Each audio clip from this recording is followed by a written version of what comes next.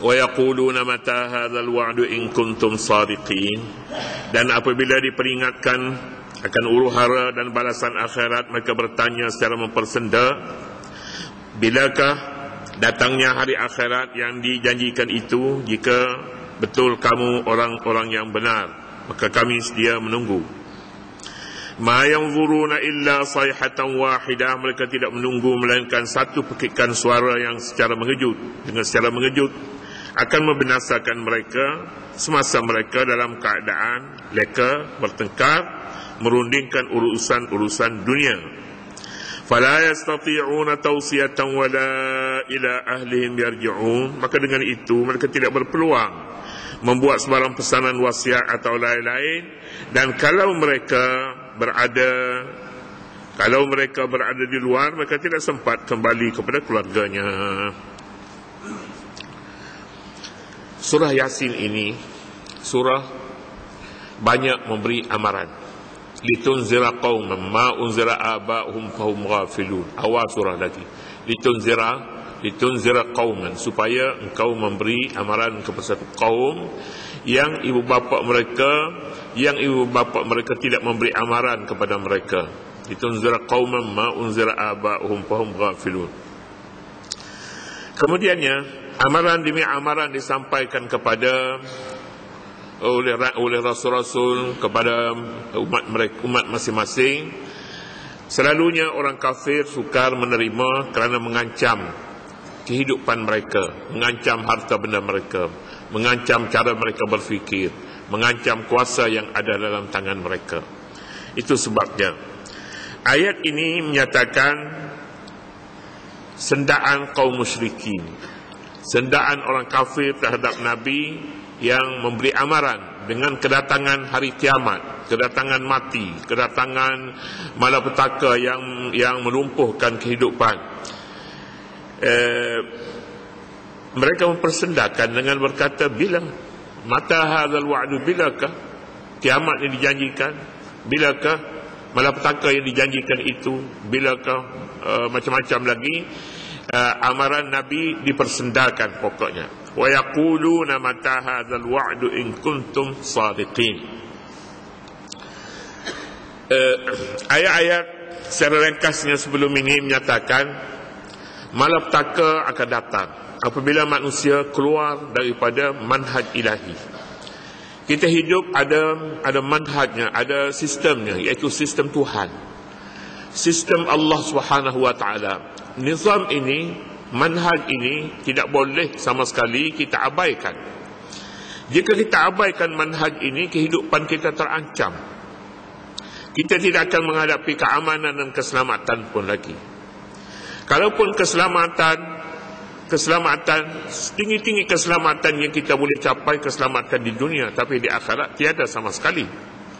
Kita ada dua dunia, ada dua dar, ada dua tempat, sama di dunia dan di akhirat. Dalam satu ayat lain, surah An-Nahl, Allah Subhanahu wa taala berfirman, "Wa daraballahu masalan qaryatan kanat aminatan mutma'innah ya'tiha rizquha min kulli makan fakafarat bi an'amillahi fa'adhaqaha Allahu libasal ju'i wal khawfi." Allah Subhanahu wa taala membuat suatu bandingan sebuah kampung, sebuah negeri yang aman damai. Suatu ketika dahulu ada negeri yang aman damai, aminatan mutmainnah, ya'tiha rizquha ragadan min kulli makan. Rezeki datang kepada mereka mencurah-curah dari seluruh tempat. Di kiri datang, dari pihak atas datang rezeki, banyak rezeki datang kepada mereka. Fakafarat bi an'amillah, mereka kufur pada nikmat Allah, tidak bersyukur kepada Allah. Sebaliknya mereka mengatakan semua rezeki ini adalah dengan ilmu, utitu ala ilmin indi, kata Qarun. Ini semua ini rezeki ini hasil kepandaian kita, hasil kebijaksanaan kita, maka kita perolehi keamanan dan kesejahteraan. Lupakan Allah Subhanahu wa taala. Allah balaskan kepada mereka tidak lama keamanan dan keselamatan itu ditukar dengan kelaparan. Fa'azaqaha Allahu libasal ju'i wal khawfi. Tuhan tukar. Kewajipan bersyukur kepada nikmat boleh mengekalkan nikmat yang sedia ada. Sebaliknya kekufuran kekufuran akan menghapuskan nikmat yang ada ini, sebaliknya ditukar pula dengan ketakutan dan ketidakselesa dan kesaksaan di dalam hidup ini. Amaran Nabi-Nabi begitulah. Taatlah kepada perintah Allah, ikutilah manhaj Allah Subhanahu wa taala, nescaya anda beroleh keselamatan dan keamanan. Tapi amaran-amaran itu dipersendakan. Contoh persendaan mereka, wa yaquluna mata hadzal wa'du in kuntum shadiqin. Bilakah? Mata harfu istifham, tanda tanya. Mata tanya. Tanya ni ada kalanya dia memerlukan jawapan. Kita sesak jalan, kita bertanya jalan, kita nak sangat pada jawapan tu. Nak, kalau dia kata pergi depan kiri kanan, kita pun ikutlah dulu. Salah jalan kiri kanan, sesak pula, tanya pula kitanya sehingga sampai ke destinasi yang dituju. Baik. Satu lagi istifham, namanya istifham inkar. Istifham inkar ini bukan nak tanda tanya, tidak, tapi sendaan, ijik. Mata hadzal wa'du, bila kiamat? Sudah acap kali kamu memperingatkan kami dengan kiamat, tapi kami tunggu tak datang. Ini ejek namanya, persenda. Persenda ini besar dalam bahasa bercakap. Kita bersenda, kita orang bertanya, kemudiannya kita persendakan, ataupun tidak bertanya pun kita persendakan dengan satu jawapan. Lama dah cakapnya tentang ni, tapi mana? Jadi bahasa ni bahasa buruk sebenarnya. Istihza, mempermain-main. Ini kaum musyrikin, pendusta para rasul, mempersendakan rasul mereka dengan satu pertanyaan, mata hadzal wa'du, bila janji? Janji ini umum, sama ada janji itu kiamat yang biasa dijanji oleh Al-Quran menerusi nabinya, kiamat, ataupun kejadian malapetaka yang akan datang kepada mereka yang kufurkan nikmat Allah, janji Nabi juga, ataupun janji azab kesaksaan, seksa, sama ada seksa ini di dunia, seksa dengan mati, seksa dengan berbagai-bagai lagi. Ini namanya al-wa'du, in kuntum shadiqin, jika kamu orang yang benar. Kalau kamu ni pendusta, kami pun tidak pedulilah, kan cakap apa yang kamu nak cakap, kerana kamu pendusta. Kamu kamu mengaku kamu adalah utusan Allah yang benar. Sekarang jika kamu benar, nyatakan bila tarikhnya. Mereka ingat ini dah punya kuasanya cukup tinggi lah, ini kepahamannya cukup tinggi, seolahnya dalam kepalanya semuanya ada maklumat ini. Ma yanzuruna illa sayhatan wahidatan ta'khudhuhum wa hum yakhsimun. Mereka tidak menunggu lebih lama, melainkan satu pekikan suara saja dengan secara mengejut akan membinasakan mereka semasa mereka dalam keadaan leka bertengkar merundingkan urusan dunia masing-masing. Ingat, susahkah kiamat? Susahkah mati? Susahkah bagi Allah Subhanahu wa taala untuk menukarkan keamanan ini dengan kesaksaan, dengan peperangan? Susahkah? Tak susah. Satu letusan, satu pekikan suara saja sudah cukup untuk menukarkan bumi ini menjadi debu. Kiamat sudah cukup. Satu pekikan suara saja. Dia tidak mengambil masa yang lama. Ma yanzuruna illa sayhatan wahidah. Satu pekikan suara berapa lama masanya? 1 second. 2, ambil lagi 5 minit. 5 minit bukan perkara lama. Seorang tak sempat nak bersiap sedia dalam masa 5 minit untuk perjalanan yang jauh. Tak sempat. Itulah dia jawapannya kepada mereka. Kamu boleh kamu nafikan semuanya ini, tetapi Allah Subhanahu wa taala berkuasa menjadikan semuanya itu dalam satu pekikan suara, ta'khudhuhum, yang menghapuskan mereka. Semua orang mati dengan satu letusan suara. Wahum yakhsimun, sedangkan mereka masih bertukar, masih berurusan, masih mereka bertengkar merundingkan urusan dunia masing-masing. Letusan suara ini boleh jadi ketika anda bekerja di pejabat, ketika anda menaik, ketika anda macam-macam lagi nak start bertukar, ketika anda berbuat sesuatu yang anda tidak duga. Boleh jadi pada ketika itu kiamat berlaku. Boleh jadi orang di atas pokok tak sempat turun ke bawah, orang sedang turun tangga tak sempat turun ke bawah, dia akan meninggal dunia. Hapus pada ketika itu. Ma yastati'una ma yanzuruna illa sayhatan wahidah ta'khudhuhum wa hum yakhsimun. Pengambilan kebinasaan ini bukan satu dua orang, tapi diambil semua sekali jalan saja. Semua manusia bergelimpangan seluruh dunia. Itulah kiamat. Tuhan boleh berbuat begitu. Tetapi Allah Subhanahu wa taala berikan tempoh masa dengan Rahman, Rahimnya, Maha Pengasih dan Maha Penyayang. Bagilah peluang. Bagilah peluang. Mana dah tahu dalam tempoh sebelum sampai ajal dia sedar dan dia boleh bertaubat. Dia boleh mengakui kesalahannya. Allah Subhanahu wa taala sedia mengampun dosa-dosa yang dilakukan olehnya dengan syarat dia kembali kepada manhaj ilahi, kembali kepada jalan Allah. Dosa-dosa yang ada akan disapu bersih. Orang yang bertaubat kepada Allah Subhanahu wa taala daripada dosanya, sekalipun dosanya banyak, dosa itu boleh ranap dengan satu perkataan, astaghfirullahal azim, yang diterima oleh Allah. Ataupun tanpa astaghfirullah tetapi air matanya melenangan air mata mengingatkan dosa yang begitu lama. Sekali saja sudah cukup untuk menghapuskan dosa. Bagaikan garam yang disiram air. Garam bila disiram air dan ranap, dosa pun begitu. Jika ikhlas kepada Allah, bahawa kita sudah kembali kepada jalannya. Ma yanzuruna illa sayhatan wahidah ta'khudhuhum wa hum yakhsimun. Inilah dia mati. Mati boleh datang berbagai-bagai keadaan. Ada orang yang sakit terus jalan, tak sampai 1 jam, sedang bermain, dia boleh mati sedang bermain. Kena ingat juga, ingat ni. Kita naknya mati kalau boleh sedang baca Quran, tengah-tengah semayang mati, kita sedang berwirid mati, kita sedang menguruskan urusan akhirat, buat kebajikan mati. Kita naknya macam itulah, macam tu. Tapi tak maulah kita mati dia ambil tengah jalan. Kita nak pergi shopping ke umpamanya, tengah jalan dia ambil, Allah tak sempat. Apapun keadaannya, kita keluar rumah sambil berdiri, kita keluar rumah sambil berdiri, masuk masjid sambil berdiri.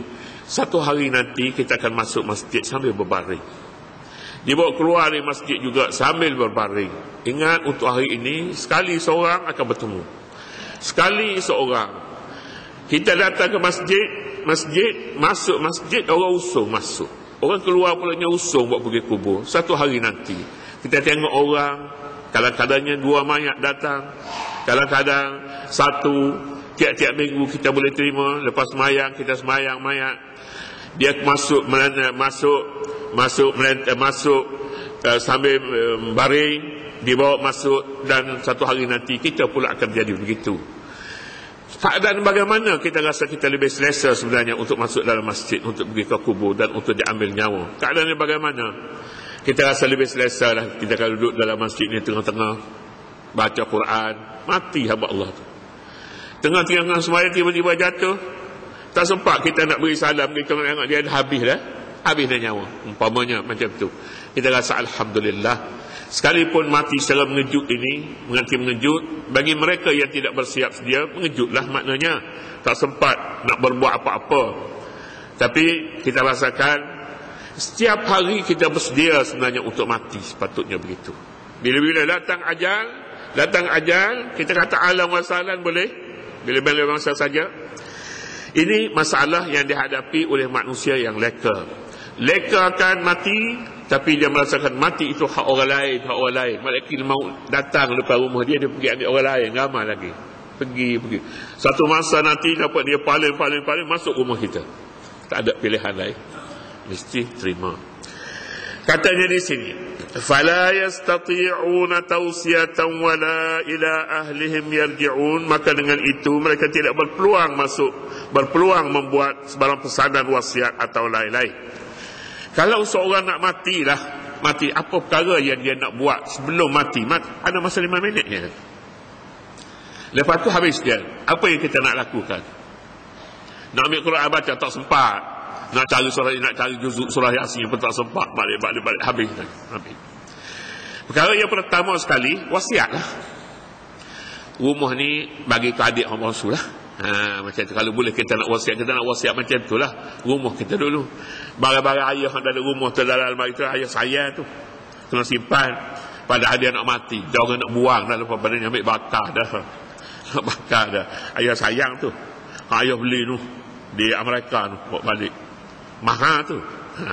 Bakal dia tu sepatah. Dia bagi sepatah kepada kita maknanya peluang untuk berwasiat. Kita akan berwasiat barang dalam rumah kita, parang kita tu kita sayang tu, parang. Parang ke kerih ke, kita wasiat. Jangan bagi ke orang tu. Parang tu. Ayah sayang. Kalau tak mau pakai, buang ke laut. Jangan bagi sesiapa dia pakai. Ada macam tu. Banyak sebenarnya.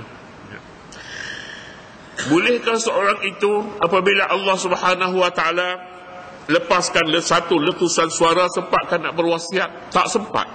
Fala yastati'una tawsiyatan. Tak sempat pun nak beri wasiat. Tengok. Wala ila ahlihim yarji'un, dan tak sempat pula nak kembali ke rumah, nak mati depan keluarga. Tak sempat nak balik ke rumah. Tak sempat, sakit di hospital tak sempat nak panggil isteri. Panggil anak-anak, kalau ada nak mati depan anak-anak isteri, tak sempat. Itulah dia keadaan mati yang dinafikan oleh, yang dipersendakan oleh kaum musyrikin, oleh orang kafir. Semuanya ini wasiat tak sempat, bertemu dengan anak-anak tak sempat. Ini hukum Allah Subhanahu wa taala. Kadang-kadang seorang dia boleh sakit sampai 10 tahun. Doktor pun tak cakap nak tukar ubat. Tukar ubat tak jadi. Tapi hidup sampai 10 tahun. Ada orang tak sampai setengah jam mati sakit. Ada yang lebih daripada 10 tahun pun ada. Doktor pun jemu dah cara dia. Tak mati lagi. Ingatlah, ini hukum Allah Subhanahu wa taala. Hukmul maniyyati fil bariyati jari. Hukum mati kepada hukum Allah tentang maut kepada seseorang tetap berjalan hukuman itu. Wa mad dunya bidari qarari, dunia ini bukan tempat kekal untuk selama-lamanya, tidak, tapi tempat lalu. Kata Nabi, karakibin istazalla tahta sajaratin wa raha summa tarakaha. Bagaikan dunia ini bagaikan orang yang lalu dari sebatang jalan raya, dia musafir, kemudian dia berehat sebentar, kemudian dia pergi. Tak sempat pun waktu berehat ni nak beli. Kadang nak beli nasi pun tak sempat. Pasal perjalanan kita ini segera. Kita sebutnya dahulu, dunia sekarang ni kita boleh kira umur kita dengan second, bukan dengan minit saja, bukan dengan hari. Berapa minit kita akan hidup di dunia ini dengan adanya kalkulator sekarang. Boleh. Kalau umur 70 tahun kita kata, tak lama, 70 tahun. Dia boleh kali 360 hari setahun, berapa minit, berapa jam, kali pula dengan 70 tahun. Keluarlah. Bakal dia keluar 10 kosong di belakang. 10 kosong di belakang. Cukuplah. Itulah umur manusia. Jadi memikirkan hal-hal yang seumpama ini, peringatan yang disampaikan oleh Nabi adalah satu peringatan yang sangat mustahak untuk mereka yang hidup di dunia ini, dan supaya mereka berbahagia di dunia dan